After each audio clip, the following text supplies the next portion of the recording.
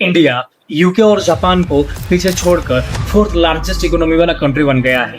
हमने सिटीज बनाई, बहुत अच्छे से बिल्डिंग्स बनाए, इवन इफ की चांद में भी पहुंच गए हैं। लेकिन यदि हमारा इंडिया इतना ज्यादा अमीर है तो आज भी हमारे देश के लगभग 80 करोड़ जो लोग हैं वो फ्री राशन के ऊपर डिपेंडेंट क्यों है? और क्यों आज के टाइम पे जो यूथ है वो अनएम्प्लॉयमेंट या फिर अंडर एम्प्लॉयमेंट क्यों है?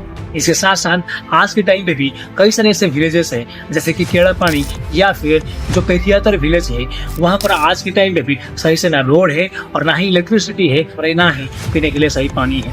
और इसके साथ साथ आज के टाइम पे बहुत सारे ऐसे लोग हैं जो इंडिया फोर्थ लार्जेस्ट इकोनॉमी वाला कंट्री बन गया है उस चीज़ को रियल भी नहीं मानते हैं। तो आज की इस वीडियो में हमें इंडिया की जो हार्श ट्रूथ है उस चीज़ को ब्रेक डाउन करेंगे और इसके साथ साथ ये भी समझने की कोशिश करेंगे कि क्यों लोगों को ये चीज़ रियल नहीं लग रही है। जीडीपी हमारे देश जो भी चीजें बनाता है उसकी टोटल वैल्यू है, चाहे वो कार्स हो या फिर कोई खाना हो या फिर कोई मूवी हो या फिर सिंपल से आपकी हेयर कट क्यों ना हो। यूं समझ लीजिए कि ये जो जीडीपी है एक बहुत बड़ी पिज्जा की तरह है। ये जितना बड़ा होगा उतना जो देश होगा उतना अमीर होगा। लेकिन यहाँ पर प्रॉब्लम यही है कि ये जो पिज्जा की जो स्लाइस है वो हर किसी को सेम नहीं मिलता है। भले ही हमारे देश की जो जीडीपी है वो 4 ट्रिलियन डॉलर है, लेकिन हमारे देश की जो पर कैपिटा इनकम है वो 1.8 लाख पर ईयर है, जो कि काफी ज्यादा कम है बहुत सारे छोटे कंट्रीज से भी। तो चलो इस चीज को एक एग्जांपल के साथ समझते हैं। मान लो हमारी देश जो है वो दुकान है और उस दुकान में मान लो एक साल की जो इनकम है वो 900 रुपया है, तो उस दुकान की जो जीडीपी है वो वही 900 रुपया है। लेकिन मान लो वो जो दुकान की जो इनकम है अगले साल बढ़ जाता है और बढ़कर 1200 रुपया हो जाता है। तो यहाँ पर क्या हुआ है कि उसकी जो जीडीपी है दुकान की वो ग्रो हुई है। तो हमारी जो देश है एक बहुत बड़ी दुकान है और उस दुकान की जो जीडीपी है वो हर साल ग्रो ही हो रहा है। यदि हम इंडिया की जीडीपी साल 2000 की जानेंगे तो वो 468 बिलियन डॉलर था, जो कि 4 से 5% में बढ़ रहा था। 2010 में ये बढ़कर 1.7 ट्रिलियन डॉलर हो गया, 2020 में 2.7 ट्रिलियन और 2023 में 3.6 ट्रिलियन डॉलर और 2025 में 4 ट्रिलियन डॉलर के साथ ये फोर्थ लार्जेस्ट इकोनॉमी वाला कंट्री हो गया। लेकिन एक एवरेज इंसान का क्या? क्योंकि ये जो पर कैपिटा इनकम होता है वो जीडीपी से आता है, क्योंकि यदि हम जीडीपी को टोटल पॉपुलेशन के साथ डिवाइड करेंगे तब जाके पर कैपिटा इनकम मिलेगा। क्यों समझ लो कि जो हम पहले दुकान की बात किए थे, तो मान लो उस दुकान की जो इनकम है 900 रुपया है, यदि वो 900 रुपया को हम 10 आदमी के साथ डिवाइड करेंगे तो कितना होता है? 90 रुपया होता है। लेकिन हमारे देश की जो पॉपुलेशन है वो बहुत ज्यादा है, जो कि 1.44 बिलियन है। इसी वजह से क्या होता है कि जो पर कैपिटा इनकम होता है वो बहुत कम हो जाता है। इसी वजह से क्या है कि ये जो जापान है वो ऐसे मीम्स बनाया था, तो जापान की जो पॉपुलेशन है वो बहुत ज्यादा कम है, जिसकी वजह से क्या होता है कि उनकी जो पर कैपिटा इनकम होता है वो बहुत ज्यादा होता है। तो देखो हमारी देश की जो जीडीपी है वो हर साल बढ़ रहा है, यानी कि यूं समझ लो कि जो दुकान है वो हर साल बड़ा तो हो रहा है। लेकिन यहाँ पे चैलेंजिंग बात यही है कि सबको समान हिस्सा मिलना चाहिए। हमारे देश में जो जीडीपी है वो तो बड़ा हो रहा है, लेकिन हमारे देश में जो कॉमन मैन है उसकी जो लाइफ है वो बहुत ज्यादा खराब हो रहा है। फॉर एग्जाम्पल यूं समझ लो कि महाराष्ट्र में एक छोटी सी ट्राइबल गांव है जिनका नाम है केड़ापानी, जो कि महाराष्ट्र यानी कि one of the most richest state में आता है। लेकिन वहाँ पे जो लाइफस्टाइल है वो बहुत ज्यादा खराब है।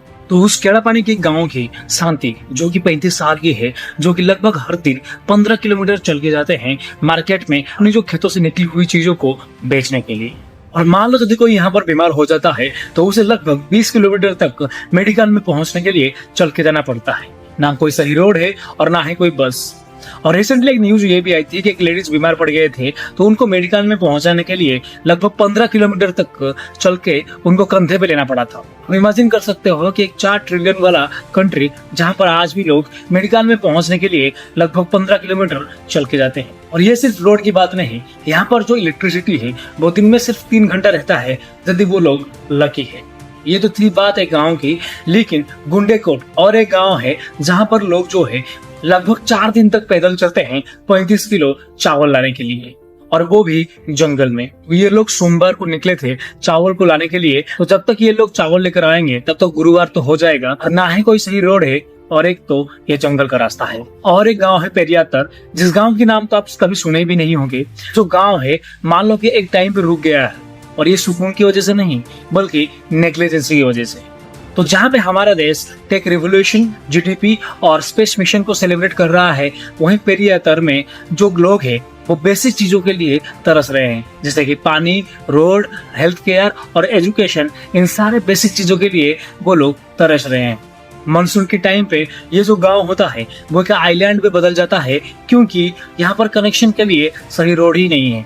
यह एक ऐसा गांव है जहाँ पर ना ही सही से हॉस्पिटल है और ना ही पढ़ने के लिए बच्चों को सही स्कूल या फिर टीचर्स है। तो दोस्तों अभी थोड़ा नंबर्स की बात करते हैं, और ये जो नंबर्स है वो तो कहानी बताता है, लेकिन वो सच नहीं है। हमारे देश में आज भी बहुत सारे लोग बिलो पॉवर्टी लाइन के अंडर में गुजारा कर रहे हैं। देश के आज भी बहुत सारे ऐसे लोग हैं जो लोग 200 रुपए में भी आज की जो एक दिन होता है वो गुजारा करते हैं। रिपोर्ट के माने तो लगभग लाखों लोगों को जो गरीबी सीमा रेखा है उससे वो ऊपर लाया गया है। लेकिन और ये सुनने भी बहुत ज्यादा अच्छा है, लेकिन आज जो लोग हैं वो 200 रुपये में अपनी जो दिन है वो गुजारा करते हैं। और यदि इस कैटेगरी को हम काउंट करेंगे, लगभग 75 मिलियन ऐसे लोग हैं जो कि आज भी बिलो पॉवर्टी लाइन के अंडर में गुजारा कर रहे हैं, जो कि साउथ कोरिया की पॉपुलेशन से भी ज्यादा है। रूरल एरियाज में 4.86% पॉवर्टी है, जबकि सिटीज के साथ यदि हम कंपैरिजन करेंगे तो 4.09% है। ये सुनने में क्रेजी है कि इंडिया की टॉप 1% जो लोग हैं उनके पास इंडिया की लगभग 40% वेल्थ है, जिनके पास प्राइवेट जेट्स और पेंट हाउसेस हैं। और जो इंडिया की जो बिलो जो 50% लोग हैं उनके पास सिर्फ 3% इंडिया की वेल्थ है। बहुत सारे ऐसे स्कीम्स है जैसे आयुष्मान भारत, जिस स्कीम के तहत फ्री हेल्थ केयर दिया जाता है, लेकिन आज भी ऐसे कई सारे विलेज जैसे केड़ापानी है, वहां पर मेडिकल ट्रीटमेंट होने के लिए लगभग 15 से 20 किलोमीटर तक पैदल चल के जाना पड़ता है। लगभग 35% जो बच्चे हैं वो माल न्यूट्रिशन से पीड़ित है।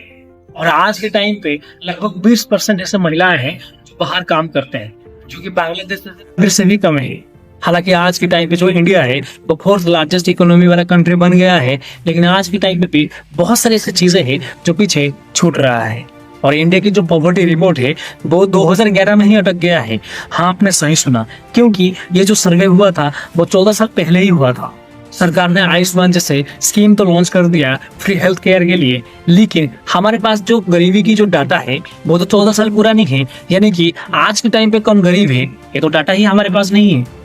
यानी कि हम सिंपल भाषा में कह सकते हैं कि आज की टाइम की सिटी को एक स्टोन एज की मैप लेकर उसको एक्सप्लोर करने के लिए निकले हैं। ये जरा सोचो कि फ्रेश डाटा के बिना हम आज के टाइम पे जो पॉवर्टी रेट है उसको टैकल कैसे कर सकते हैं। लेकिन सिर्फ यही नहीं, हमारी इंडिया जो है वो एक 4 ट्रिलियन वाला कंट्री तो बन गया है, लेकिन ये सिर्फ एक तरफा है। इंडिया में आईटी और फाइनेंस जो है वो बूम हो रहा है, लेकिन इंडिया में जो 50% लोग जो फार्मिंग कर रहे हैं वो लोग वहीं का वहीं रह गए हैं। हमारे देश में जो 50% लोग जो फार्मिंग कर रहे हैं वो इंडिया की जीडीपी में लगभग 18% योगदान करते हैं। और इस चीज को लेकर आप यही कह सकते हैं कि हमारे देश की तो आधा जो है वो तो हाफ गियर में अटका हुआ है। देश में भी स्टेट और स्टेट बीच में भी फर्क देखने को मिलता है।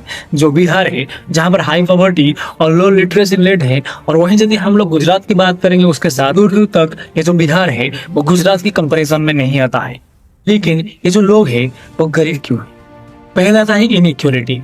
इंडिया में जहाँ पर सिटीज में बड़े बड़े स्काई स्क्रैपर्स देखने को मिलता है, वहीं पर यदि हमारे देश की जो विलेज के बारे में बात करेंगे तो वहाँ पर क्लीन वाटर और इलेक्ट्रिसिटी सही से भी आज के टाइम पे कुछ गाँव पे देखने को नहीं मिलता है। इंडिया में जो टॉप 1% है वो लोग इंडिया के 50% वेल्थ को ओन करते हैं, जबकि 20% जो लोग हैं वो बिलो पॉवर्टी लाइन के अंडर में है। एजुकेशन और हेल्थ केयर आज के टाइम पे इक्वली तो बिल्कुल भी नहीं मिल रहा है, और इसके साथ साथ हमारे देश में कास्ट और जो क्लास है ये चीज भी लोगों को डिवाइड कर रहा है। और सेकंड चीज आता है अनएम्प्लॉयमेंट और अंडर एम्प्लॉयमेंट। तो 2025 के फ्रेश डाटा के मुताबिक अप्रैल महीने में 5.1% रूरल एरिया में और 6.5% अर्बन एरिया में अनएम्प्लॉयमेंट देखने को मिला है। और एज 15 से लेकर 29 के बीच में लगभग 13.8% इंडियन यूथ अनएम्प्लॉयमेंट है।